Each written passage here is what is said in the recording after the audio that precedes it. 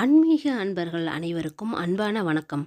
நாம நம்மளோட சேனல்ல ஆன்மீகம் சம்பந்தமான பல வீடியோ பதிவுகள் தாங்க பார்த்துக்கிட்டு இருக்கோம். அந்த வகையில நாம இன்னைக்கு என்ன பதிவு பார்க்க போறோம் அப்படின்னா, இந்த மாதம் வரப்போகும் சிவபெருமானுக்கே உரிய முக்கிய விரதமான இந்த மகா சிவராத்திரியை பத்தி தாங்க.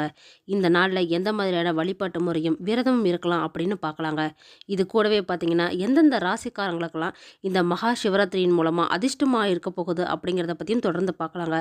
ஸோ வீடியோ ரொம்பவே இன்ட்ரெஸ்ட்டாக இருக்க போகுது. ஸ்கிப் பண்ணாமல் முழுசாக பார்த்து பயன்பெறுங்க. சிவபெருமானுக்குனே உரிய முக்கியமான விரதத்தில் ஒன்று தாங்க இந்த சிவராத்திரி. இதை வெறும் விரத நாள் அப்படின்னு மட்டும் சொல்லிட முடியாதுங்க. இது ஒரு கொண்டாட்டமான நாள் அப்படின்னே சொல்லலாம் இந்த மகா சிவராத்திரியை. பொதுவாகவே பார்த்தீங்கன்னா மாதம் மாதம் சிவராத்திரி வந்தாலுமே கூட இந்த வருஷத்தில் ஒரு தடவை வரக்கூடிய மாசி மாத தேய்பிறை சதுர்சித்தியில் கொண்டாடக்கூடியது தாங்க இந்த மகா சிவராத்திரி. இது ரொம்பவே முக்கியமான சிவ வழிபாட்டு விரதம் நாள் அப்படின்னு சொல்லலாங்க. அந்த வகையில் பார்த்தீங்கன்னா இந்த மாதம் வந்து மகா சிவராத்திரி நமக்கு பிப்ரவரி 26ஆம் தேதி புதன்கிழமை வந்து அமைஞ்சிருக்குதுங்க. இந்த சிவராத்திரிக்காக விரதம் இருக்கிறவங்க 25ஆம் தேதி அன்னைக்கு நைட்டில் இருந்து பால்பழம் மட்டும் சாப்பிட்டுட்டு அடுத்த நாள் வந்து முழு நாள் உபவாசமாக இருக்கலாங்க. அதுவும் உங்களோட உடல்நிலையை பொறுத்த மாதிரி தான் விரதம் இருக்கணும். வயதானவங்க இல்லைன்னா தொடர்ந்து மருந்து மாத்திரை எடுத்துக்கிறவங்க, கர்ப்பமாக இருக்கிறவங்க, பால் ஊட்டக்கூடிய தாய்மார்கள் இப்படின்னு இவங்க எல்லாருமே விரதத்தை வந்து இருக்க வேணாங்க. ஏன்னா உங்களோட உடல்நிலையை பொறுத்த மாதிரி அதுக்கு தகுந்த மாதிரி இருந்துக்கோங்க. உடல்நிலையிலையும் கொஞ்சம் கவனத்தை செலுத்திக்கோங்க. மற்றவங்களை பொறுத்த வரைக்கும் பார்த்தீங்கன்னா 26ஆம் தேதி காலையில இருந்தே நமக்கு இந்த சிவராத்திரி வந்து ஆரம்பிச்சிருச்சுங்க. இதுல முக்கியமான விரதமா பார்த்தீங்கன்னா ஒரு சிலர் பேர் மௌன விரதம் கூட இருப்பாங்க. இது மாதிரி இருக்கிறவங்க அன்னைக்கு காலையில எழுந்திரிச்சதுல இருந்தே ஆரம்பிச்சுட்டுனுங்க. முழு நாளும் உபவாசமா இருக்கிறவங்களும் அன்னைக்கு காலையில இருந்தே ஸ்டார்ட் பண்ணிடலாங்க. சிவபெருமானுக்கு அன்னைக்கு பூஜை செய்யலாங்க. இது கூடவே பார்த்தீங்கன்னா கோவில்ல போகக்கூடியவங்க இல்லைன்னா வீட்டில் விரதம் இருக்கிறவங்க இல்ல குலதெய்வ கோயிலுக்கு அன்னைக்கு போகக்கூடியவங்க இப்படின்னு உங்களுக்கு என்ன வசதி இருக்குதோ அதுக்கு தகுந்த மாதிரி இந்த சிவராத்திரி விரதத்தை வந்து வழிபாட்டை நீங்க தொடங்கிக்கலாங்க. மேக்சிமம் பார்த்தீங்கன்னா இதை வீட்டில் நிறைய பேர் இருக்கிறது தாங்க வழக்கம் வச்சிருக்கிறாங்க. அவங்க எல்லாருமே பால் இளநீர் இல்லைன்னா ஜூஸ் மாதிரி ஏதாவது குடிச்சிக்கலாங்க. இது கூடவே தண்ணி வந்து எவ்வளோ வேணாலும் குடிச்சிக்கலாங்க. ஏன்னா தண்ணிக்கு வந்து எந்த தோஷமுமே கிடையாதுங்க. அன்னைக்கு சாயந்தரமா உங்க வீட்டில் இருக்கக்கூடிய சிவலிங்கம் இல்லைன்னா சிவனோட போட்டோ எடுத்து வச்சு கூட வழிபட ஆரம்பிச்சிடலாங்க. இதுல பாத்தீங்கன்னா நைட்டு ஃபுல்லாவே கண்முழிச்சு சுவாமியை வணங்குவது தாங்க இந்த சிவராத்திரியோட சிறப்பே. லிங்கம் வச்சு வழிபடுறவங்க அபிஷேகம் செஞ்சு வழிபடலாங்க. சிவராத்திரிக்கு வந்து சிவனுக்கு 4 கால பூஜையெல்லாம் செய்யணுங்க. அதுதான் வழக்கமா இருக்கிற ஒண்ணுங்க. ஃபர்ஸ்ட் இந்த 4 கால பூஜைகள்லாம் என்னென்ன அப்படின்னு பார்க்கலாங்க. முதல் கால பூஜை வந்து நைட்டு 7:30 மணியிலிருந்து ஆரம்பிச்சிடுங்க.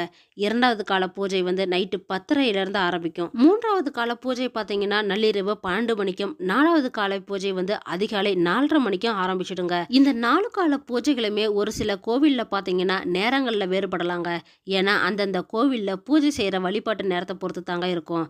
வீட்டில் பூஜை செய்யறீங்க அப்படின்னா இந்த டைமிங்க எல்லாருமே ஃபாலோ பண்ணிக்கோங்க. இது கூடவே பார்த்தீங்கன்னா இந்த 4 கால பூஜைக்குமே உண்டான அபிஷேகம் நெய்வேத்தியம் அதெல்லாம் என்ன அப்படின்னு பார்க்கலாங்க. முதல் கால பூஜை பார்த்தீங்கன்னா பிரம்மதேவர் வந்து பூஜித்த காலம் தாங்க இது. இந்த டைம்ல சிவபெருமானுக்கு பாலால அபிஷேகம் செஞ்சு பாசிப்பருப்பு கலந்த சர்க்கரை பொங்கல் நெய்வேத்தியமா வைத்து வணங்கலாங்க. அடுத்ததா பார்த்தீங்கன்னா இரண்டாவது கால பூஜைங்க. இதுல வந்து மகாவிஷ்ணு வழிபாடு செய்தது தாங்க இந்த பூஜை.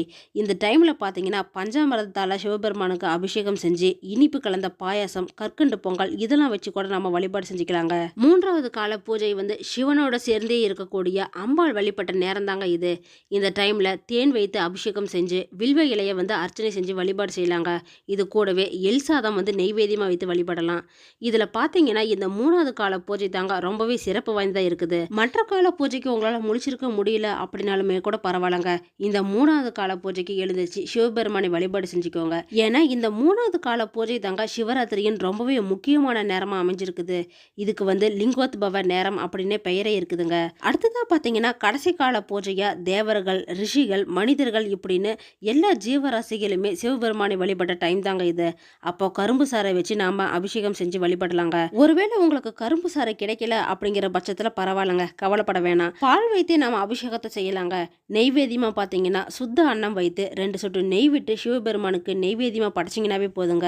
அப்ப பாத்தீங்கன்னா இந்த 4 கால பூஜைக்குமே எந்த மாதிரியான அபிஷேகம் நெய்வேத்தியம் இப்படின்னு உங்களுக்கு எல்லாம் தெரிஞ்சிருக்கும். இதுல ஒவ்வொரு கால பூஜைக்குமே ஒரு தனி சிறப்பான பலன்கள் இருக்குதுங்க. முடிஞ்சவங்க இந்த வாய்ப்பை தவற விடாம சிவராத்திரி பூஜையை செஞ்சு வழிபடுங்க. அன்னைக்கு திருவாசகம் முழு பதிகத்தையுமே பாராயணம் செய்கிறது ரொம்பவே சிறப்பான பலன்கள் எல்லாத்தையுமே உங்களுக்கு கொடுக்குங்க. காலையில 6 மணிக்குள்ள சிவபெருமானுக்கு தீபாராதனை செஞ்சு இந்த சிவராத்திரியின் வழிபாட்டை நீங்க பூர்த்தி செஞ்சுக்கலாங்க. இதுவே போட்டோ வச்சு வழிபடுறீங்க நெய்வேதியம் மட்டும் வச்சீங்கன்னாவே போதுங்க. ஸ்லோகங்களை பாராயணம் செஞ்சுக்கிட்டாவே போதும். ஸ்லோகங்கள் தெரியாதவங்க ஓம் நமச்சிவாயா அப்படிங்கிற பஞ்சாத்திர மந்திரத்தை மட்டும் சொல்லி வழிபடுங்க. ஒருவேளை இது மாதிரி பூஜை செய்ய முடியாதவங்க உங்க வீட்டுக்கு பக்கத்துல இருக்கக்கூடிய சிவன் கோயில்ல போய் சிவராத்திரிக்கு பூஜைக்கான ஏதாவது அபிஷேக பொருட்களை வாங்கி கொடுத்துட்டு வாங்க. அதுவுமே நல்லது தாங்க. அப்போ உங்களுக்கு எப்படி வசதியாகவும் உடல்நிலையை பொறுத்து இருக்குதோ அதுக்கு தகுந்த மாதிரி வழிபாடு செஞ்சுக்கலாங்க. அதனால இந்த வருஷத்துல ஒரு முறை மட்டுமே வரக்கூடிய மகா சிவராத்திரியை மிஸ் பண்ணாம உங்களுக்கு என்ன தேவையோ அதை பிரார்த்தனை செஞ்சு சிவபெருமானை வழிபட்டு எல்லா பலன்களையுமே அடைஞ்சுக்கோங்க. இது மாதிரி யாரெல்லாம் சிவராத்திரி விரதத்தை இருக்கிறத வழக்கமா வச்சிருக்கீங்க அப்படின்னு கமெண்ட் பாக்ஸ்ல சொல்லுங்க. புதுசா விரதம் இருக்க ஆரம்பிக்கிறவங்க இல்ல சிவபெருமானை பிடிச்சவங்க எல்லாரும் ஒரு லைக்கும் பண்ணிடுங்க. கடவுள்களுக்கு எல்லாமே கடவுளா திகழ்பவர் தாங்க இந்த சிவபெருமான். திரும்பல திசை எல்லாமே நம்ம ஊர்ல சிவபெருமான் கோயில் அமைக்கப்பட்டு தாங்க இருக்குது. அப்படிப்பட்ட சிவபெருமானுக்குன்னு மிக உகந்த சிறப்பான நாளா சொல்லக்கூடியது தாங்க இந்த சிவராத்திரி. அப்படிப்பட்ட மகா சிவராத்திரி திருநாள்ல சிவபெருமானை வழிபட்டு நாம விரதம் இருந்தோம் அப்படின்னா நாம செய்யற வேண்டுதல் எல்லாமே நமக்கு நிறைவேறுங்க அப்படிங்கிறது ஐதீகமா இருந்து வருது. இவ்வளவு சிறப்புகள் வாய்ந்த இந்த சிவராத்திரி நாள்ல தாங்க சிவபெருமானுக்கும் பார்வதி தேவிக்கும் திருமணம் நடைபெற்றதா சொல்லப்படுது. அப்படிப்பட்ட மிகப்பெரிய சுபமான நாளா தாங்க இந்த மகா சிவராத்திரி நாள் அனுஷ்டிக்கப்பட்டு வருது. நவ கிரகங்களுக்கு இளவரசனான விளங்கக்கூடியவர் தாங்க இந்த புதன் பகவான். இவரு ஒரு மாசத்துக்கும் குறைவா தாங்க தொடர்ந்து மாறக்கூடியவரா தாங்க இருக்கிறாரு இந்த புதன் பகவான். அது மட்டும் இல்லங்க, புதன் பகவான் கல்வி, நரம்பு, படிப்பு, வியாபாரம் இதுக்கெல்லாமே உரியவராக தான் அமைஞ்சிருக்கிறாரு. அந்த வகையில் பார்த்தீங்கன்னா இந்த புதன் பகவான் வரக்கூடிய பிப்ரவரி 26ஆம் தேதி அன்னைக்கு தாங்க மகா சிவராத்திரி திருநாளில் உதயமாகறாரு. மகா சிவராத்திரி திருநாளில் புதன் பகவான் உதயமாகறதுனால அதோட தாக்கம் 12 ராசிக்குமே இருக்கும் அப்படின்னு தாங்க ஜோதிட சாஸ்திரத்தில் சொல்லப்பட்டு இருக்குது. இருந்தாலுமே கூட இந்த ஒரு சில ராசிக்காரங்களுக்கு ரொம்பவே யோகமான அதிர்ஷ்டமான பலன்கள் எல்லாமே கிடைக்க போகுதுங்க. அந்த வகையில் பார்த்தீங்கன்னா இந்த ஃபர்ஸ்ட் இருக்கக்கூடிய ராசி மிதுன ராசி தாங்க. மிதுன ராசிக்கு பாத்தீங்கன்னா இந்த மகா சிவராத்திரியின் திருநாள்ல புதன் பகவான் உதயமாகிறது மூலியமா உங்களுக்கு ரொம்பவே சாதகமான பலன்கள் எல்லாம் கிடைக்க போகுதுன்னு தாங்க ஜோதிட சாஸ்திரத்தில் சொல்லப்பட்டு இருக்குது. நல்ல செய்திகள் உங்களை தேடி வரக்கான வாய்ப்பு அதிகமா இருக்குதுங்க. இது நாள் வரைக்கும் எடுத்த காரியம் உங்களுக்கு நல்லபடியா முடியாமலாம் இருந்திருக்கும். ஆனா அது எல்லாமே இப்ப கரெக்டா செஞ்சு முடிக்க போறீங்க நீங்க. இது கூடவே இந்த குடும்ப நிலையை பொறுத்த வரைக்கும் பாத்தீங்கன்னா மிதுன ராசிக்காரங்களுக்கு இது நாள் வரைக்கும் இருந்து வந்த சின்ன சின்ன சண்டை, மன வருத்தம், கருத்து வேறுபாடு இது எல்லாமே ஹஸ்பண்ட் ஒய்ஃபுக்குள்ள எல்லாமே சரியாக போகுதுங்க. அதனால சந்தோஷமான சூழ்நிலை தான் உருவாகும். இது கூடவே பார்த்தீங்கன்னா வியாபார தொடர்பான விஷயத்திலையுமே உங்களுக்கு நல்லது தாங்க நடக்க போகுது. எவ்வளவுதான் நீங்கள் முயற்சி செஞ்சுமே வியாபாரம் டெவலப் ஆகலை அப்படின்னு நினச்சிட்டு இருந்தவங்களுக்கு எல்லாமே இந்த புதன் பகவானால உங்களுக்கு வியாபாரம் நல்ல ஒரு வளர்ச்சி கிடைக்க போகுதுங்க. ஏன்னா உங்கள் ராசி அதிபதியே இந்த புதன் கிரகம் தாங்க. இந்த மிதுன ராசிக்காரங்க ஸ்டூடெண்டாக இருக்கக்கூடிய பட்சத்தில் பார்த்தீங்கன்னா கல்வியில் நல்ல ஒரு சிறந்த விளங்க போகிறீங்க. ஏன்னா புத்திக்கு அதிபதியே இந்த புதன் கிரகம் தாங்க. அதனால உங்களுக்கு படிப்பில் நல்ல ஒரு விஷயம்லாம் கிடைக்க போகுது. நீண்ட தூர பயணங்கள் கூட உங்களுக்கு நல்ல பலன்களை தரக்கூடிய வகையில தாங்க அமைய போகுது. ஒரு சிலருக்கு பாத்தீங்கன்னா சின்ன சின்ன சிக்கல்கள் இருந்தாலுமே கூட அதுல இருந்து விடுதலை எல்லாம் கிடைக்குங்க. இன்னும் ஒரு சில மிதுன ராசிக்காரங்களுக்கு பாத்தீங்கன்னா ஆரோக்கியத்துல சிறப்பான முன்னேற்றம் எல்லாம் கிடைக்க போகுதுங்க. அடுத்ததா இருக்கக்கூடிய ராசி அப்படின்னு பாத்தீங்கன்னா இந்த சிம்ம ராசி தாங்க. சிம்ம ராசிக்கு இந்த சிவராத்திரி திருநாளோட புதன் பகவான் உதயமாகிறது மூலியமா ரொம்பவே அதிர்ஷ்டம் முழுமையா கிடைக்க போகுதுங்க. ஏன்னா உங்களோட வாழ்க்கையில நல்ல ஒரு மாற்றங்கள் எல்லாமே ஏற்பட போகுது.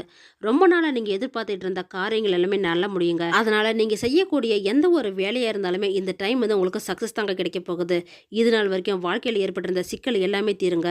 திருமணம் ஆகாத இந்த சிம்மராசிக்காரங்களுக்கு இந்த டைம்ல சீக்கிரமா திருமணம் ஆகிறதுக்கான வாய்ப்பு இருக்குது. அதனால திருமண பேச்சுவார்த்தைகள்லாம் இப்போ எடுத்துக்கலாங்க. நீங்க இந்த தொழில் வியாபாரம் செய்யற சிம்மராசிக்காரங்களுக்கு பாத்தீங்கன்னா நல்ல ஒரு முன்னேற்றம் கிடைக்க போகுதுங்க. அதனால ரொம்ப நாளா பிசினஸ் ஸ்டார்ட் பண்ணணும் அப்படின்னு நினைச்சிட்டு இருந்த சிம்மராசிக்காரங்க இப்போ இந்த டைம் யூஸ் பண்ணி பிசினஸ் நீங்க ஸ்டார்ட் பண்ணிக்கலாங்க. நல்லது நடக்கும். உடல்நிலையை பொறுத்த வரைக்கும் பாத்தீங்கன்னா உங்களுக்கு சிறப்பான முன்னேற்றம்லாம் காத்துட்டு இருக்குதுங்க. ஏன்னா இது நாள் வரைக்கும் இருந்த தொல்லைகள் கூட இப்போ நீங்க தான் போகுது உங்களுக்கு. அடுத்ததா பாத்தீங்கன்னா இந்த கன்னி ராசிக்காரங்க தாங்க. மகா சிவராத்திரி அன்னைக்கு புதன் பகவான் உதயமாகிறது மூலியமா உங்களுக்கு உடல் ஆரோக்கியத்துல நல்ல ஒரு முன்னேற்றம் இருக்குங்க. இது மட்டும் இல்லைங்க, தொழிலில் ஏற்பட்டு வந்த சின்ன சின்ன சிக்கல் எல்லாமே தீரப்போகுது. எந்த ஒரு குறையுமே இல்லாம நல்லா தாங்க நடக்க போகுது. உங்களோட தொழில இருந்த போட்டிகள் எல்லாமே சரியாகும். தன்னம்பிக்கை, தைரியம் இது எல்லாமே உங்களுக்கு அதிகரிக்கக்கூடிய வகையில தாங்க அமைஞ்சிருக்குது. பெண்டிங்ல வச்சிருந்த எல்லா வேலையுமே உங்களுக்கு வெற்றியா முடிய போகுதுங்க. அது மட்டும் இல்லாம ஏதாவது கோர்ட்டு கேஸ் வழக்கெல்லாம் இருந்தது அப்படின்னா அது கூட உங்களுக்கு சாதகமாக தாங்க முடிய போகுது. உங்களோட பேச்சு திறமை மூலியமா உங்களோட உங்களோட எல்லா காரியமே வெற்றி தாங்க அடைய போகுது. அது மட்டும் இல்லைங்க, ஃப்ரெண்ட்ஸ் மூலியமா நல்ல ஒரு உதவியெல்லாம் உங்களுக்கு கிடைக்குங்க. எதிரிகளால் ஏற்பட்டு வந்த சிக்கல்கள் எல்லாமே இந்த டைம் குறைஞ்சி நல்ல ஒரு வாழ்க்கை தாங்க உங்களுக்கு உண்டாக போகுது. பணப்பற்றாக்குறையை பற்றி நீங்கள் எந்த ஒரு கவலையும் பட வேணாங்க. ஏன்னா பணம் இல்லையே அப்படின்னு நீங்கள் வருத்தப்படுற சூழ்நிலையில் ஏதாவது ஒரு வகையில் உங்கள் கைக்கு பணம் கிடைச்சிடுங்க. இது மாதிரியான பலன்கள் தாங்க இந்த மாதம் மகா சிவராத்திரிக்கு பிறகு இந்த ராசிக்காரங்களுக்கு எல்லாமே அதிர்ஷ்டமான நேரமாக அமைஞ்சிருக்குது.